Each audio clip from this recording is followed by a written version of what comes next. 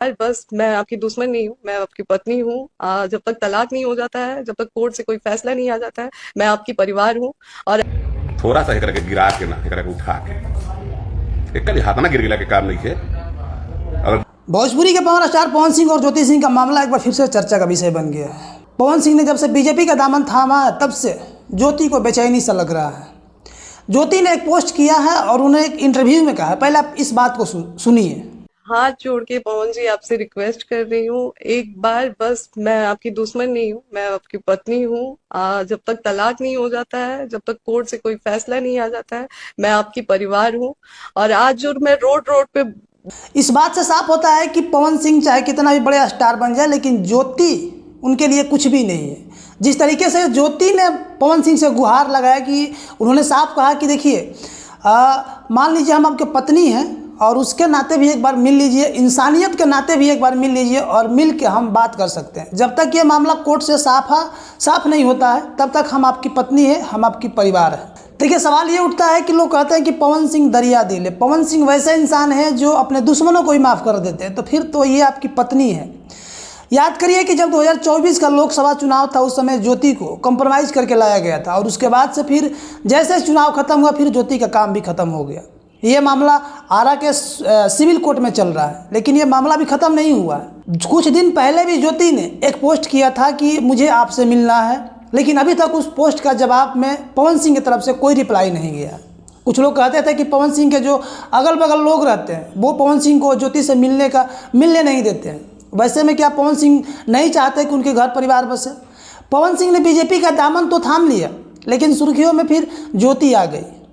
ज्योति ने एक इंटरव्यू में कहा है कि पवन जी मुझे आपसे मिलना है, क्योंकि मिलने के बाद बहुत जो चीज़ें होती है वो फाइनल हो जाएगा, वो क्लियर हो जाएगा कि मुझे आपसे बात क्या करना है।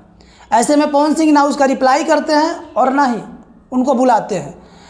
जब से पवन सिंह ने बीजेपी के दामन थामा है, लोगों के ऊपर लोग तरह तरह कमेंट कर रहे हैं। लोगों को कमेंट ये भी आ रहा है कि क्या बीजेपी फिर पिछले बार की तरह 2024 के लोकसभा चुनाव में टिकट दे के पवन सिंह को फिर लॉलीपॉप दे दिया था, या फिर से पवन सिंह को लॉलीपॉप देने का काम बीजेपी कर रही है।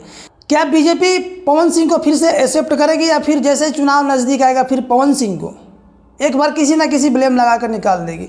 वैसे में एक और वीडियो सामने आया है सुधीर सिंह का। सुधीर सिंह का तो आप नाम सुने होंगे, पवन सिंह के काफ़ी करीबी सुधीर सिंह है। और सुधीर सिंह ने कहा है कि अपने भोजपुरी भाषा में कारे पवनवा। पहले आप इस वीडियो को देखिए।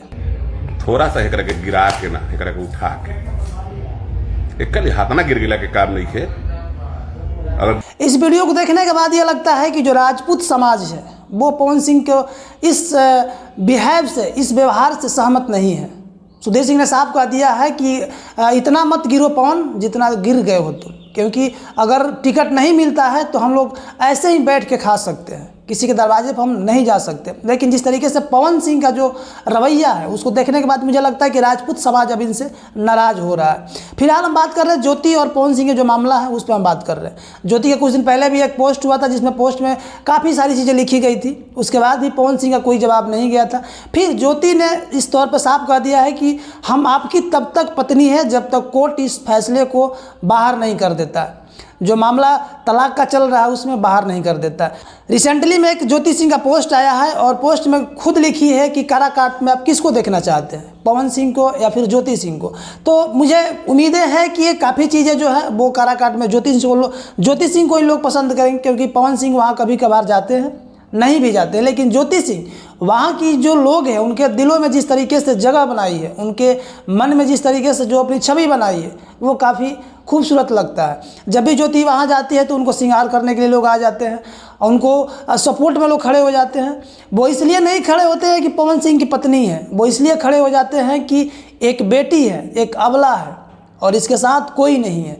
जब तक इस चीज़ का इंसाफ नहीं होता है तब तक आप इंतज़ार करिए कि पवन सिंह और ज्योति क्या दोनों एक मैदान में दिखेंगे या फिर दोनों अलग अलग दिखेंगे।